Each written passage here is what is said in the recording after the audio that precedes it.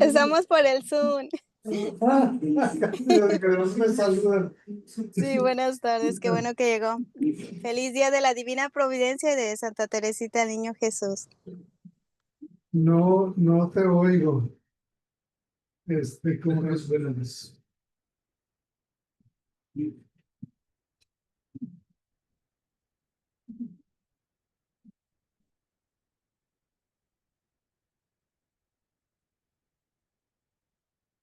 ¿Ahora sí?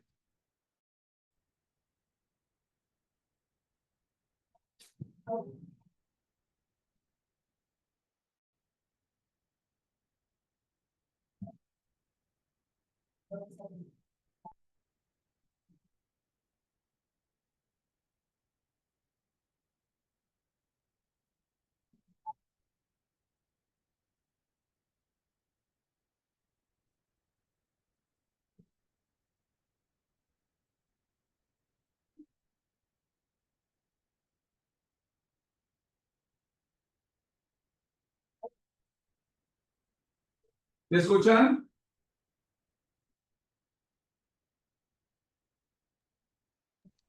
Sí, Sí, señor señor. Adrián, se escucha muy bien. Gracias.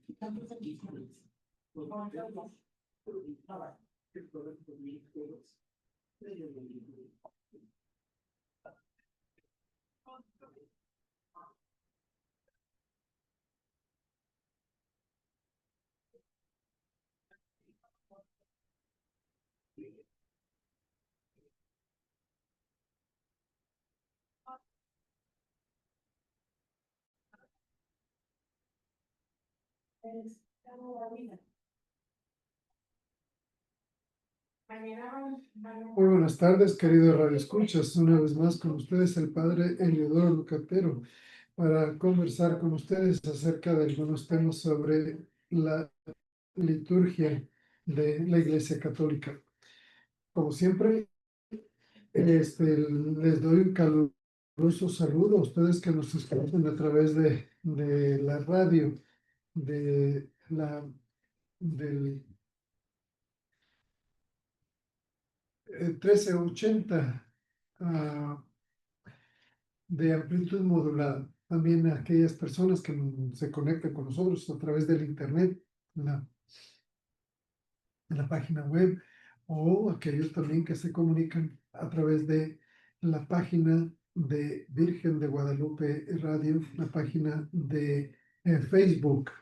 También el pequeño y fiel grupo que nos escucha siempre y se conecta con nosotros a través del Zoom.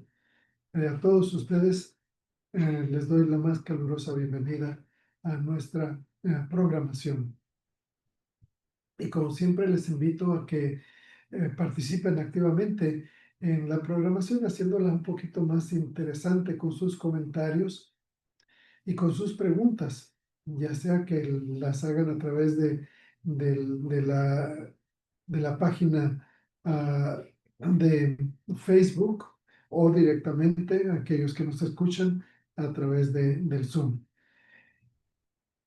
Si ustedes se recuerdan, la semana pasada nosotros estuvimos hablando sobre el desarrollo a través de la historia de los sacramentos y cómo estuvimos viendo cómo los sacramentos en un principio era un poquito más generalizado el término sacramento, que estaba traducido del griego mysterium, el misterio. Y entonces cuando se hablaba sobre los misterios, sobre los sacramentos, era así una idea mucho más amplia de ver cómo a través de diferentes formas la revelación divina llega a nosotros a través de misterios. Porque como ya les he dicho repetidas veces, que la forma de percibir nosotros la presencia de Dios en nuestras vidas aquí en la tierra, mientras estemos nosotros en un mundo físico, este, nosotros solamente podremos percibir la presencia de Dios a través del misterio.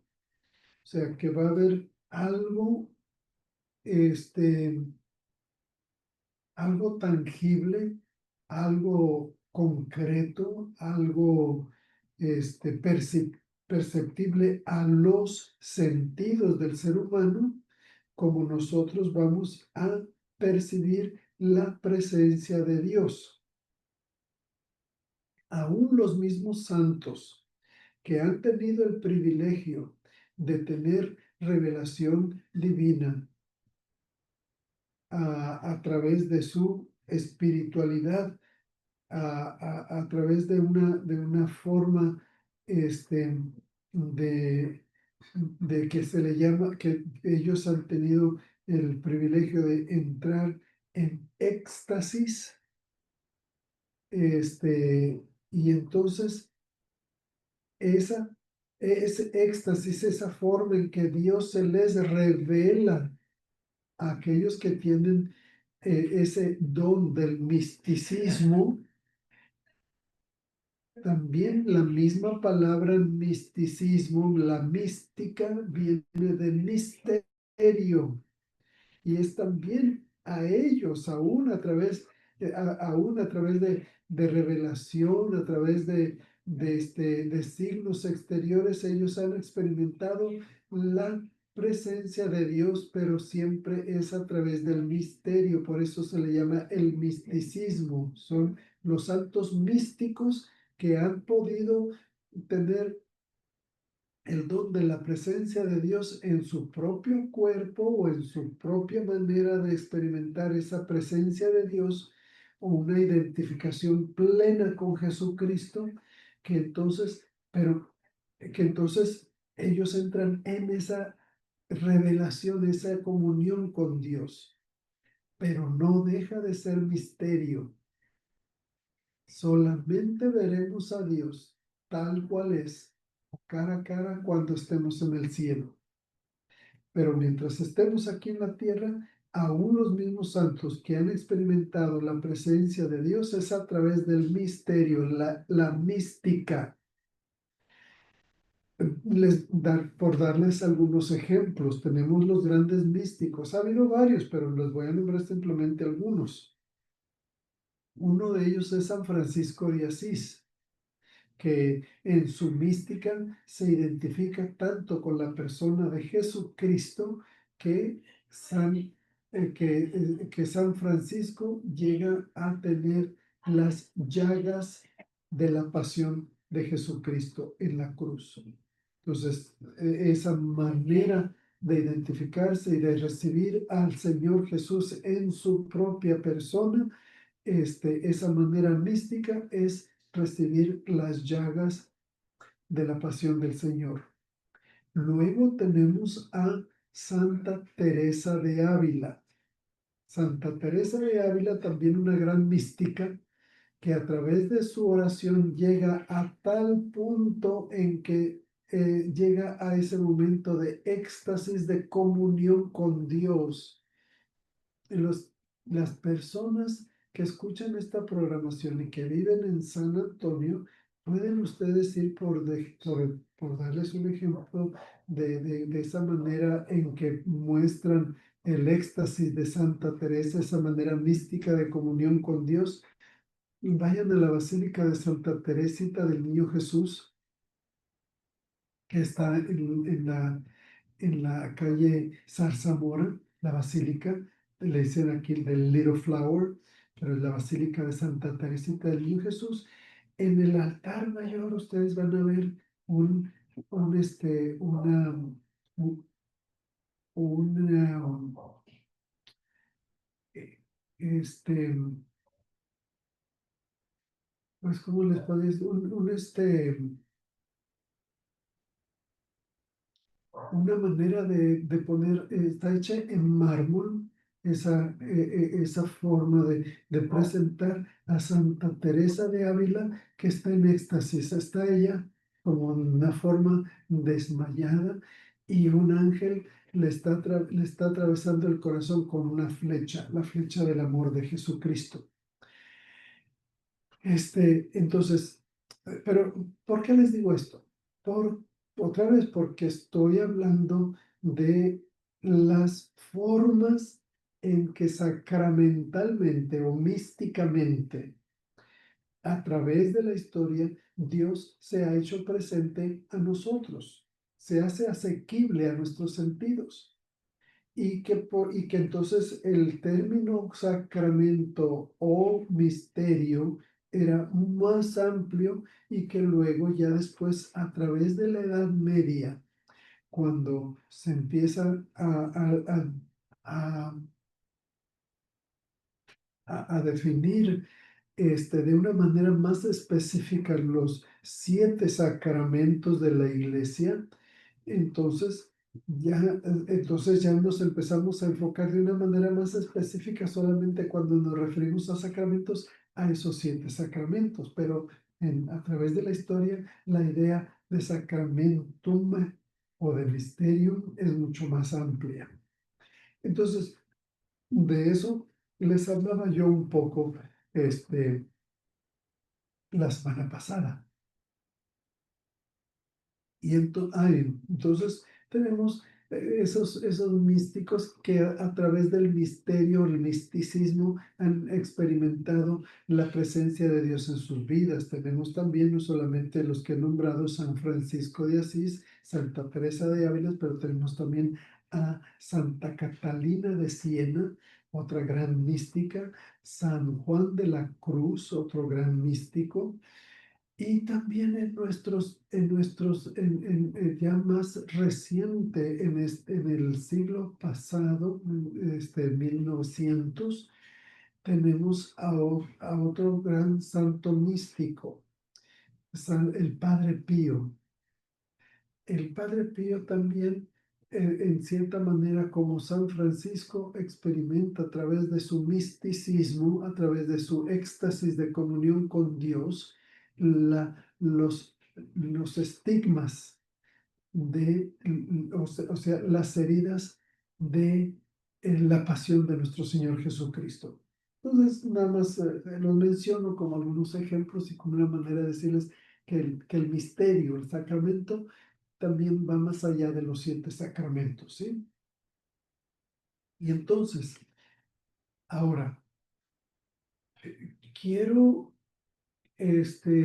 hablar un poco hoy, ya que hemos venido hablando de sacramentos, me quiero enfocar sobre el sacramento de la Eucaristía, o sea, el sacramento del cuerpo y la sangre de nuestro Señor Jesucristo, y cómo a través también de la historia viene desarrollándose una espiritualidad y una devoción y una adoración al, a este sacramento que, que, que,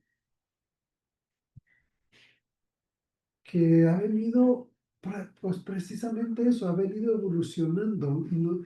Y cómo podemos verlo desde el principio. Miren,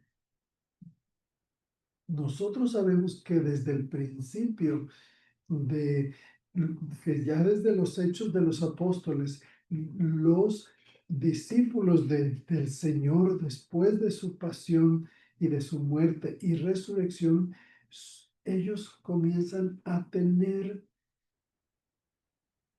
a las apariciones del Señor resucitado, como en el domingo de Pascua, como el domingo que le sigue y así los subsiguientes. Pero la mayoría de las ocasiones de las apariciones del Señor resucitado se dan en el día del Señor, el domingo. Ese es el día del Señor, precisamente lo que quiere decir domingo, el día de la resurrección del Señor. Pero también la revelación del Señor resucitado a los apóstoles y a los discípulos se hace en el contexto de una comida. ¿Qué hacen los discípulos de Maús? Quédate con nosotros porque ya está de noche. Y se quedó a cenar y cuando este huésped parte el pan para dárselos, entonces al partir el pan reconocieron que era el Señor resucitado, que era Jesucristo, en el contexto de la fracción del pan, el contexto de la comida. Cuando se les aparece a los discípulos en el cenáculo, les dice, tienen algo de comer y le dan pescados y pan. Y también cuando se les aparece en el lago, en las orillas del lago de Galilea, les dice, vengan a comer.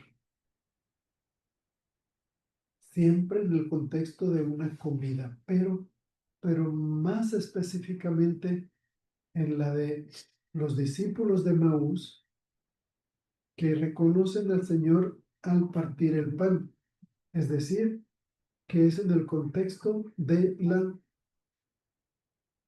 cena del Señor, en el contexto de lo que más tarde llegaría a llamársele la Eucaristía, la fracción del pan.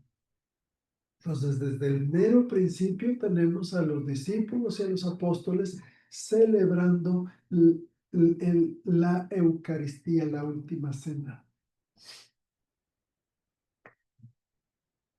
Ya desde entonces empieza a desarrollarse una devoción por la reserva del pan consagrado en esa celebración de la cena del Señor o de la fracción del pan o la Eucaristía, como se le llamara hasta entonces. Y entonces,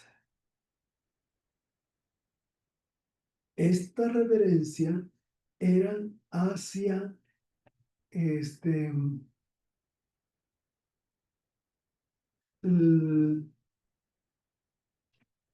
hacia la reserva, pero la reserva en los primeros años y los primeros siglos de la iglesia era exclusivamente reservado para llevar la comunión a los enfermos y a los que estaban confinados a no salir de sus casas, no podían salir de sus casas, a enfermos y ancianos, pues les llevaban la comunión. Y entonces el guardar restos del pan partido en la última cena era exclusivamente para, para los enfermos y para los confinados a estar solamente en casa. Pero se le guardaba en un lugar especial. Se le guardaba en un lugar especial donde los que tenían acceso a él tenían reverencia porque sabían que era el cuerpo el cuerpo de Cristo. Pero los primeros siglos solamente fue la única razón de reservar la Eucaristía para eso. Y no había adoración de la Eucaristía fuera de la misa. No que no le tuvieran respeto, vuelvo a repetir, le tenían gran reverencia, pero no se había desarrollado todavía la costumbre de adorar al Santísimo fuera de la misa. Y a través de los siglos, cuando ya vamos entrando a la Edad Media, hay varias situaciones que llevan a este sacramento de la Eucaristía en la dirección de adorar a la Eucaristía fuera de la misa. La primera fue esta, el hecho de que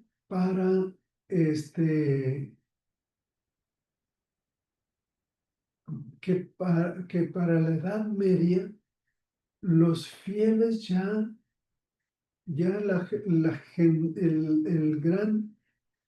la población en general, los laicos, del siglo VIII para adelante cae el Imperio Romano y la gente ya no habla latín. La gente empieza a hablar otras lenguas y lenguas que se van creando. Y la gente ya no entiende la misa.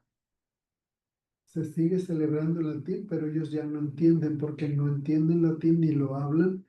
Y entonces la gente ya no participa de la misa porque no la entienden, solamente van a misa porque es un mandamiento oír misa los domingos y fiestas de guardar. Entonces ellos van a misa, pero solamente están ahí como espectadores, pero en lugar de sentirse que solamente están como espectadores, empieza entonces precisamente por eso a haber devociones. Mientras el padre celebra la misa, ellos rezan una novena, ellos rezan el rosario, ellos hacen una comunión espiritual y por lo tanto no participación también cae en no comulgar. La población en general en la Edad Media no comulgaban. Entonces, ¿cuál es el deseo de ellos? Ellos todavía tienen deseo de tener una relación cercana con la Eucaristía, con Jesucristo, que en ese pan está el cuerpo de Cristo y tienen y empieza a desarrollarse esta devoción a la Eucaristía y esta adoración de la Eucaristía fuera de misa.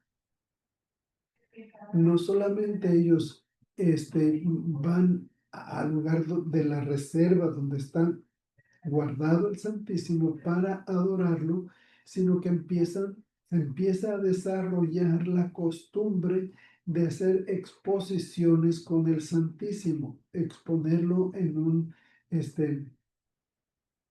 la custodia. Porque la creación de la custodia es de la Edad Media. Y entonces empieza esta devoción de las exposiciones del Santísimo y adoración del Santísimo. Y no solamente eso, sino que empiezan a desarrollarse costumbres de hacer procesiones con el Santísimo en las calles y con gran pompa, con carros alegóricos, con todo el tipo de reverencia externa que podían ellos ofrecerle a Jesucristo en la Eucaristía. Es en la misma Edad Media que hay de hecho es en el siglo XI, hay una persona, un monje,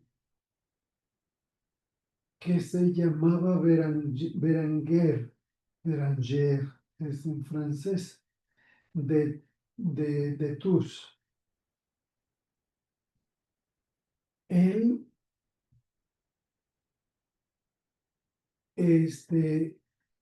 llegó a tomar una posición de negar que Jesucristo estuviera en cuerpo y alma en el pan y el vino, de que el pan fuera el cuerpo real de Jesucristo y el vino fuera su sangre. Obviamente que esta posición de Beranger no dejó esperar, no dejó esperar reacciones. Hubo reacciones inmediatamente y hubo una condenación de Beranger por esta herejía de decir que el cuerpo y la sangre de Cristo no estaban presentes en el pan y el vino en la Eucaristía. Y entonces varios de sus contemporáneos se argumentaron en contra de su posición de negar la presencia real del cuerpo y la sangre de Cristo en la Eucaristía. Y entonces, para esa reacción tuvo también una reacción no solamente teológica, sino una reacción devocional, para que no quede duda o dudas, que no queden dudas de que Cristo está realmente presente en cuerpo y alma,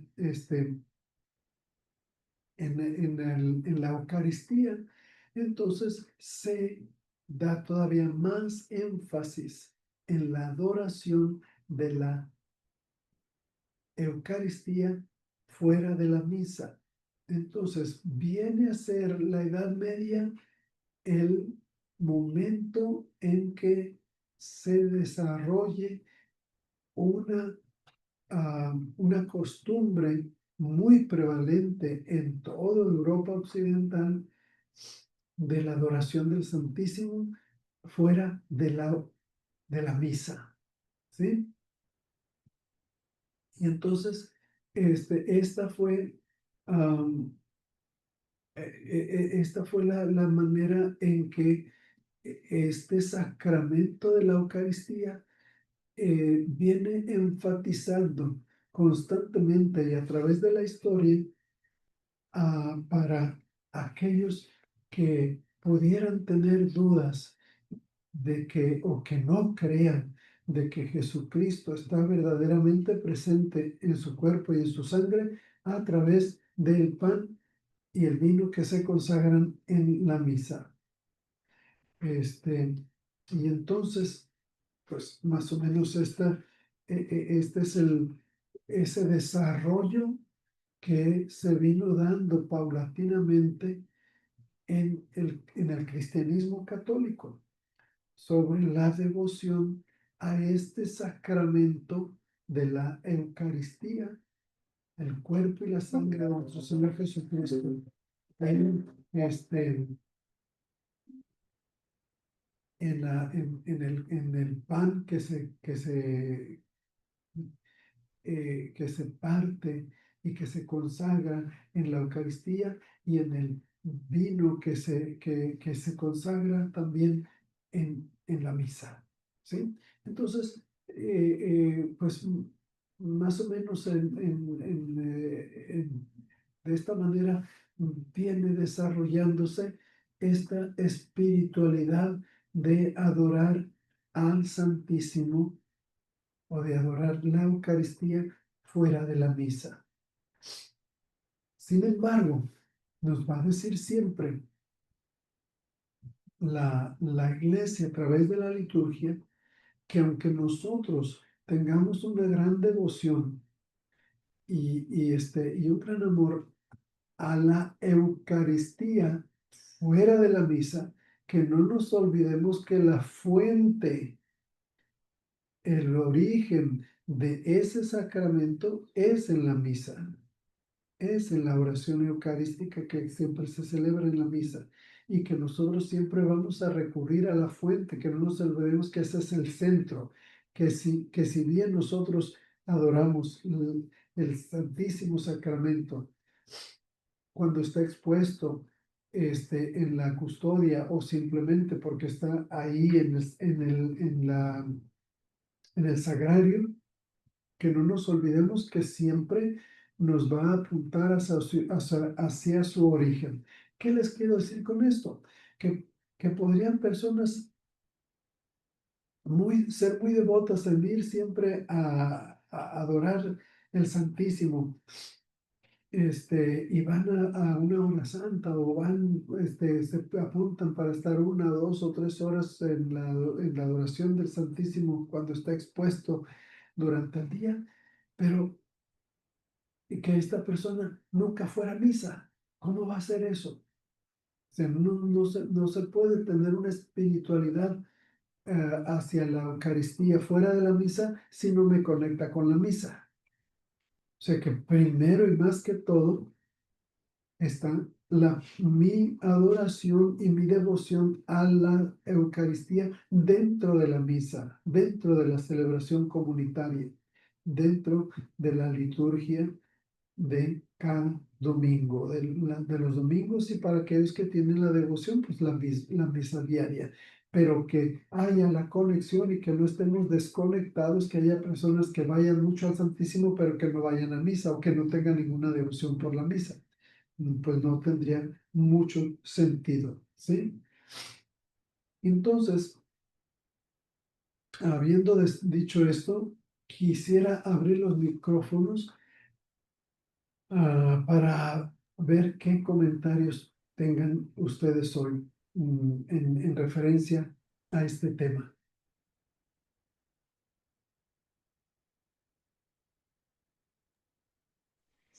Buenas tardes, padre, bienvenido. Gracias, buenas tardes, Gracias, Alex. gracias por lo que nos enseña, gracias por traernos la misa aquí a la radio, el aprendizaje de la misa, de la presencia de Dios. Padre, estaba leyendo, no me acuerdo qué numeral en el catecismo, pero en el catecismo dice que el altar es símbolo de Cristo. No comprendí bien eso de que dice que el altar es símbolo de Cristo. Sí, mira, nosotros siempre, y nos va a decir, en algunas partes también de la catequesis, que Jesucristo es aquel que no solamente es la víctima, es el sacerdote y es el altar mismo del sacrificio que se le ofrece a Dios Padre. O sea, él es el sacerdote que ofrece, él es la víctima y él es el altar.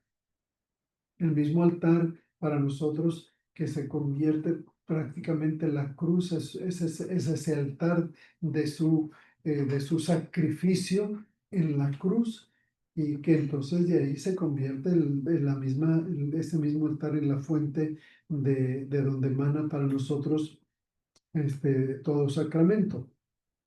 Y entonces siempre el altar va a tener esa conexión con Jesucristo y con su sacrificio.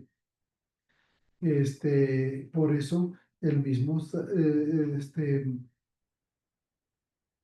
catecismo va a decir, pues sí, el altar simboliza a Cristo, porque él es sacerdote, víctima y altar. Este, por eso nosotros tenemos reverencia al altar, que cuando se celebra la misa, cuando la misa está celebrándose y está el Santísimo, por decirlo ahí atrás, en el altar, atrás, este, y que nosotros siguiéramos teniendo, centrando nuestra atención en el altar, donde está el Santísimo, y nos llama la liturgia y nos dice, no, cuando empieza la misa es como si pusiéramos una cortinita imaginaria a la reserva del Santísimo, y el centro va a ser el altar. El altar de la Eucaristía se convierte en el centro de la Eucaristía. ¿Por qué? Porque es Cristo mismo que se ofrece como sacerdote, víctima y altar. Entonces el altar para nosotros tiene ese gran significado, porque es el lugar del sacrificio de Cristo. Y por lo tanto lo simboliza. Y de ahí nuestra reverencia y nuestra atención centrada en el altar durante la misa, y no centrada en, en el sagrario, ¿sí? Entonces, Alex, no sé si eso tenga algún sentido para ti, o si responde a tu pregunta. Si no, dime qué más habría que aclarar.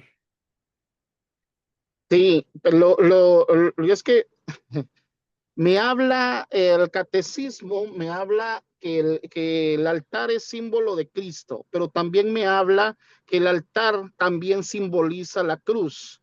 Y también me habla que el altar es la roca que es Cristo. Sí, es que es todo eso. Precisamente por eso es un símbolo tan rico y diverso, porque tiene esa variedad, símbolos, en la simbología, a eso le llamamos un símbolo polivalente.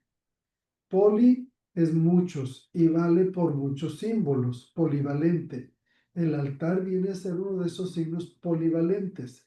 Significa Cristo, significa la roca que es Cristo y significa la cruz de Cristo, que es el altar donde Jesucristo se ofreció por nuestra salvación. ¿Sí? Esa palabra me aclara más, padre. Esa palabra sí me aclara mis dudas. Ujú. Lo de Polivalente. Polivalente. povila- polivalente, Polivalente. porque sí, Vale por sí, mucho. porque entonces el altar sí tiene representa mucho todos los símbolos de Cristo. Así es. Eh, y lo que dijo sobre el tabernáculo se le pone como un velo, y ya se centra En el altar. en el altar. Ok, entonces el altar, símbolo de Cristo, ¿es en la misa o es siempre aunque no haya misa? De fuera de la misa nosotros seguimos teniéndole reverencia al altar, pero fuera de misa tiene más importancia el Santísimo que el altar. Pero cuando la misa está siendo celebrada, el centro de atención se va, valga la redundancia, se centra en el altar. Pero fuera de la misa, el altar, le tenemos reverencia, pero nuestra atención ya no va a estar enfocada en el altar cuando es fuera de misa y hay alguna otra celebración que no sea la misa. Ah, ok, padre. Gracias. Ahora entiendo cuando em, sacan el cuerpo de Cristo del tabernáculo, no se le hace reverencia porque ya está Cristo en el altar, ya es Cristo en el altar. Exactamente. Entonces, entonces, en el tabernáculo, cuando se sacan la hostia, o sea, el cuerpo de Cristo, ya no se le hace referencia, porque Cristo ya salió del tabernáculo. Pero cuando el sacerdote aguarda las hostias consagradas, o sea, el cuerpo de Cristo en el tabernáculo, ahí sí se le hace reverencia. Tampoco. Ok. No, de hecho, recuérdate que las personas acaban de recibir el cuerpo y la sangre de Cristo y lo tienen dentro de ellos mismos. Y ahí es donde están ellos centrados porque es el momento de meditación después de recibir comunión. ¿Y dónde van a centrar su atención? En que Cristo lo hemos recibido, lo hemos comulgado y está en nosotros. Lo otro es simplemente un movimiento que es necesario hacerlo, simplemente purificar los vasos y guardar el Santísimo. No va más allá de eso. No que no le vayamos a expresar respeto, pero la devoción no está centrada en ese momento en la reserva de la Eucaristía, está centrada en que lo hemos recibido y está en nosotros, está aquí dentro de nosotros. Y ahí es donde se centra porque es un momento de meditación. Después de comulgar, se da un silencio de meditación y ahí se centra la atención en que hemos recibido a Cristo en nosotros. Lo demás son movimientos que son necesarios. O sea, hay que purificar, hay que guardar la reserva en el sagrario. Nosotros en español no usamos la palabra tabernáculo para guardar el Santísimo, usamos la palabra sagrario. En inglés sí se usa la palabra tabernacle, pero en español es sagrario. Este, para nosotros, tabernáculo todavía tiene un sentido mucho más amplio que el sagrario donde se guarda la reserva. Pero en fin, pero otra vez vuelvo a insistir que el momento de atención después de comulgar está en nosotros porque estamos meditando en el misterio que hemos recibido. Allá sigue el movimiento en el altar. ¿Un movimiento de qué? De purificar, de guardar la reserva, de ponerla en el sagrario, pero nosotros acá estamos centrados en el misterio que recibí o en el misterio que recibimos. No sé si eso tenga sentido, pero ese es el sentido de la liturgia. Después de haber comulgado, la atención se centra en el misterio que recibí, en el misterio que recibimos. ¿Sí? Sí, padre, gracias. Sí, es agrario, gracias por la aclaración. Sí, o sea, entramos cuando recibimos a Cristo y ya es cuando entramos en la contemplación, a Exacto. contemplar a Cristo que lo tenemos ya con El nosotros. misterio que hemos recibido. Exacto. Gracias, padre. Y otro es un movimiento que es necesario porque tenemos que guardar la reserva en el sagrario. Tienen que purificarse los vasos sagrados, tienen que retirarse, tiene que terminar el altar estando completamente limpio. ¿Sí? Y eso es un movimiento necesario, pero no se centra nuestra atención ahí. Nuestra atención se centra en nosotros que hemos recibido el cuerpo y la sangre de Cristo, el misterio que hemos recibido, ahí se centra nuestra atención y es el momento también de darle gracias a Dios por ese don que tan inefable que hemos recibido. ¿Sí? Buenas tardes, padre. Gracias por ese comentario que usted dice que es más importante la Santa Misa antes de ir a adoración. Ah, Tengo una pregunta, padre. sí. Hace un tiempo una señora comentó que ella había mirado en la iglesia que un papá le daba un pedacito de la Eucaristía a su hijo. Dios La mío. otra vez a mí me tocó ser ministro. Sí. Entonces yo escuché cuando el niñito le dice al papá, no me diste un pedacito, no me diste un pedacito. Después yo hablo con el Señor aparte, le comento, pero él como que lo negó, Ajá. como que si no lo hubiera hecho. Pero el No, niño decía, es que no me dio un pedazo de dona. Y en esos casos, padre, si la persona ya le dio un pedacito de Eucaristía a este niño, se miraba como unos 5 años este niñito, ¿qué se ajá. puede hacer, padre? Bueno, no se puede hacer nada sobre lo que ya se hizo. Se puede dar una catequesis a la persona que está haciendo algo indebido. Que el padre o la madre quiera darle un pedazo de la comunión al niño cuando todavía no hace la primera comunión. Este, y no pasa nada. Les voy a decir por qué. Primero, para nosotros es importante que haya una catequesis antes de que un niño reciba la comunión, no porque no pueda recibirla, pero para nosotros la importancia es que el niño sepa la importancia de lo que está recibiendo.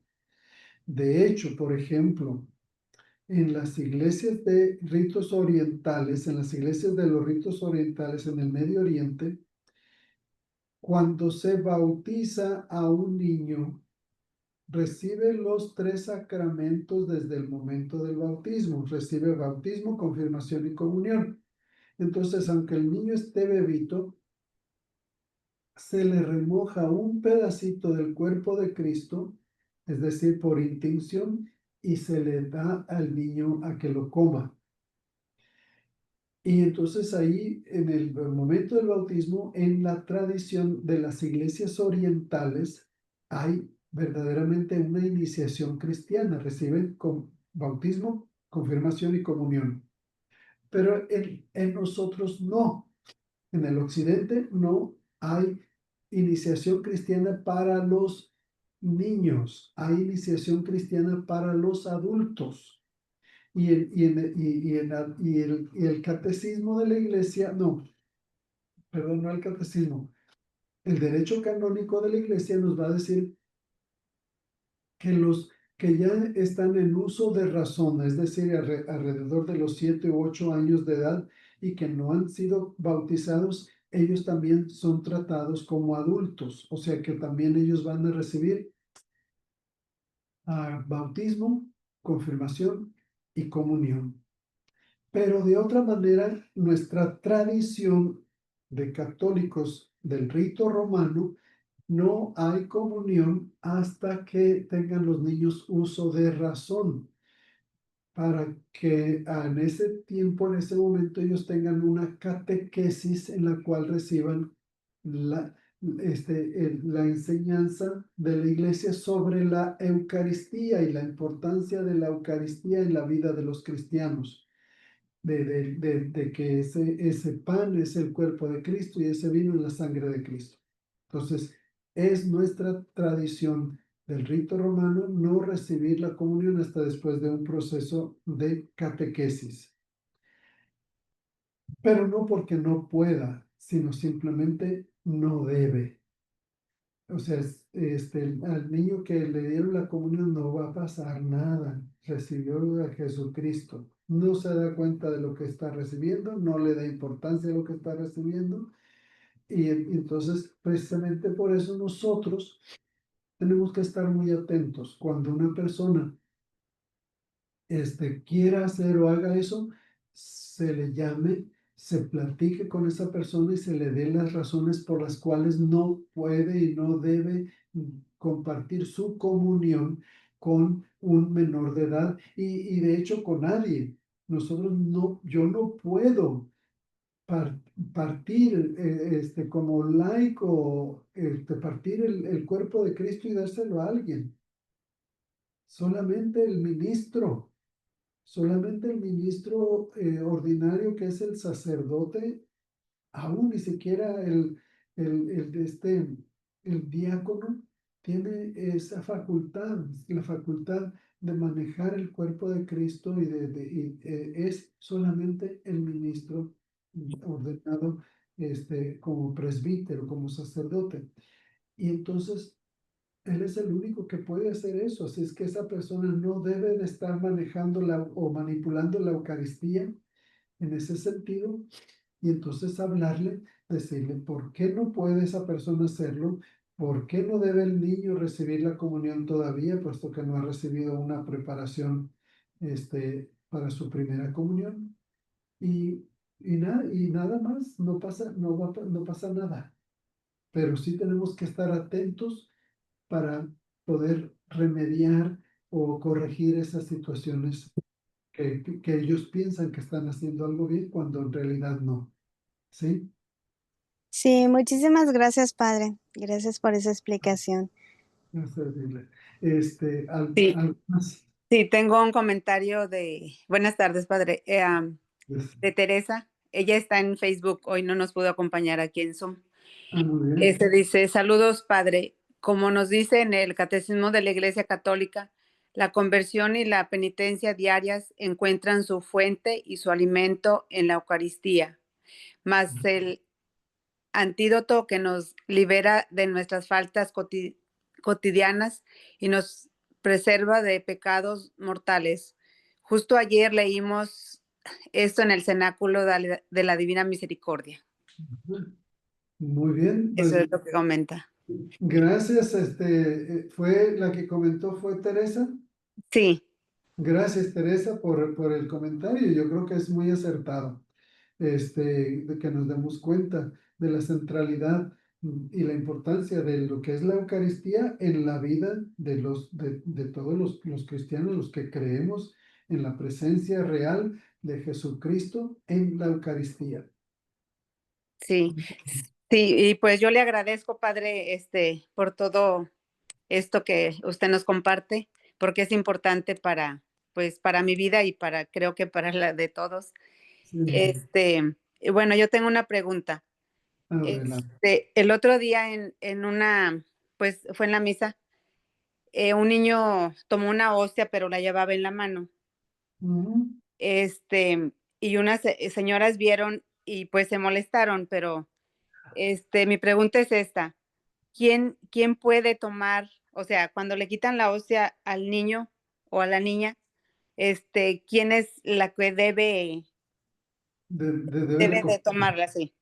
un ministro o el sacerdote si está ahí disponible o un diácono, pero también un ministro extraordinario de la Sagrada Comunión puede recoger la comunión si la La persona, comunión.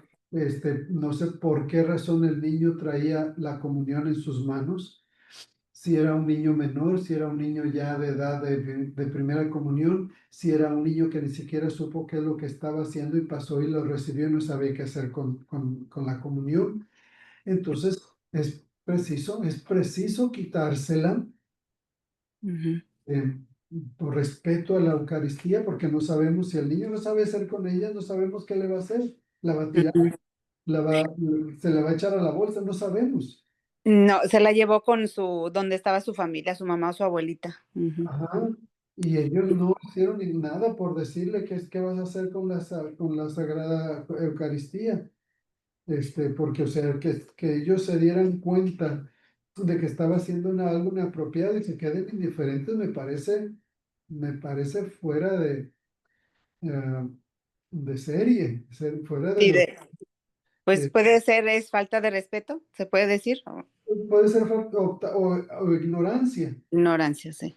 puede ser. Entonces, pero quien quiera que haya notado que estaba pasando eso, pues simplemente avisarle inmediatamente a una persona, un ministro de las extraordinario de Sagrada Eucaristía, para que vaya y la recoja. Ujú.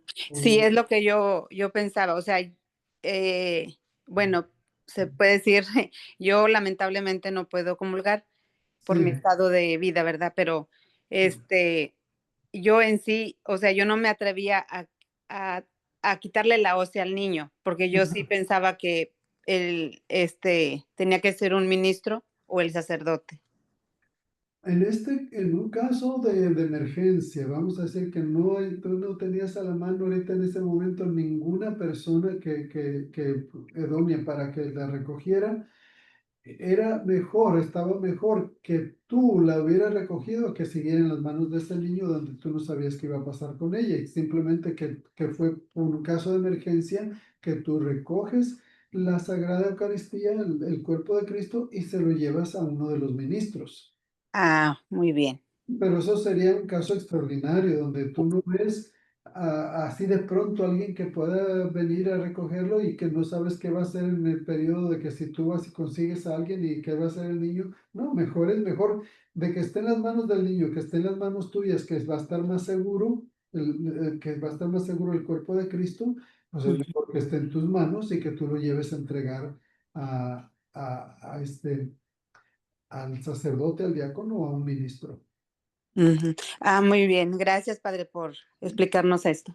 No, de nada. Padre, de hecho, usted mencionaba qué importante es la catequesis, es porque así pasó una vez en una ocasión en una iglesia, pero también fue porque quizás ese ministro no estaba informado cómo se debe de dar y saber en qué momento a un niño se le puede dar la comunión. Entonces es bien importante como los ministros extraordinarios saber, porque pues quizás no sabemos de dónde fue la culpabilidad. Sí, sí, sí, sí. Muchas gracias, padre. No, de nada para servirles. Gracias a ustedes por sus comentarios que vienen a hacer más rica esta, este compartir sobre la Eucaristía, que es uno de los 7 sacramentos, pero que por su naturaleza es el centro de todos los demás sacramentos de la Iglesia. Es tal vez el que más repetimos de los sacramentos. Hay sacramentos que no se repiten, como el bautismo no se repite la confirmación, no se repite el matrimonio, no se repite la consagración de los ministros con la ordenación, las órdenes sagradas, este, pero el sacramento de la comunión sí se repite. Por eso es un gran don. Este, Y entonces es en ese sentido de que se convierte en ese centro de fuente de gracia constante para nosotros, que nos va alimentando y nos va llenando, que es como acercarnos a la fuente de ese que simboliza el costado herido de nuestro Señor Jesucristo, donde brota, humana, la fuente de la gracia. Así también nosotros nos acercamos a la Eucaristía como esa fuente de gracia del costado herido de nuestro Señor Jesucristo. Y de ahí la gran importancia de la centralidad de la Sagrada Eucaristía en la vida de la Iglesia. Se repite también el sacramento de la reconciliación, también otra fuente de gracia y bendición, pero sobre todo la Eucaristía. La Eucaristía es como ese río de agua viva que sale del verdadero templo que es Jesucristo. Si el profeta Ezequiel nos hablaba de ese río que empezaba esa agua que empezaba a llenar el templo y empezaba a salir del templo para formar un río de agua viva, Jesucristo dice que sobre el verdadero templo, destruyen este templo y yo lo construiré en 3 días. Su cuerpo resucitado se convierte en el verdadero templo de Dios, del cual está lleno de esa gracia, de esa agua que simboliza la gracia y que brota de su costado, formando un río de agua viva. Y así es la Eucaristía, esa fuente de gracia y bendición para todos aquellos que recibimos la Eucaristía. Bueno, Padre, Betty tiene un comentario o una pregunta. Betty, adelante, ya prontito porque se nos acaba el tiempo. Ya Betty, sé, padre. Buenas tardes. buenas tardes. No, pues igual me uno a los agradecimientos que vieron las hermanitas, ¿verdad? Y yo tengo un comentario, pues también tenía una pregunta, no sé si me da tiempo de que me la conteste, pero el comentario que usted presentaba al principio de que el Señor se había manifestado a los apóstoles, ¿verdad? En unas comidas. Bueno, yo pienso que desde el principio el Señor se manifestó de esa manera, ¿no? Porque desde el inicio, cuando Él vino a este mundo, se presentó en un pesebre, en un lugar en donde se le daba de comer a los animalitos. Entonces, desde ahí, Él nos mostró que Él era el alimento para el mundo, ¿verdad? Yo lo veo de esa manera. Sí, de hecho Jesucristo lo dice mucho antes de dársenos en la Eucaristía, en la última cena: este es mi cuerpo, esto es mi sangre, tomen y coman, tomen y beban. Pero desde mucho antes, en su ministerio, Jesucristo se presenta así como: yo soy el pan vivo bajado del cielo, el que come mi cuerpo y bebe mi sangre vivirá para siempre. La multiplicación de los panes y de los peces son símbolos de la Eucaristía. Así es que mucho antes de su pasión, muerte y resurrección, Jesucristo ya se refiere a él mismo como el pan vivo bajado del cielo. Gracias por tu comentario y gracias a todos por su atención. Se nos ha terminado la hora de compartir con ustedes. Así es que les deseo una feliz tarde llena de bendiciones y Dios mediante nos vemos en la próxima semana. Les doy la bendición. El Señor esté con ustedes. La bendición de Dios Todopoderoso, Padre, Hijo y Espíritu Santo descienda sobre ustedes y permanezca para siempre. Amén. Muchísimas gracias, Padre, y gracias al señor Adrián. Padre, Bien, que le vaya bien, reza por gracias. nosotros y nosotros por usted. Trato hecho.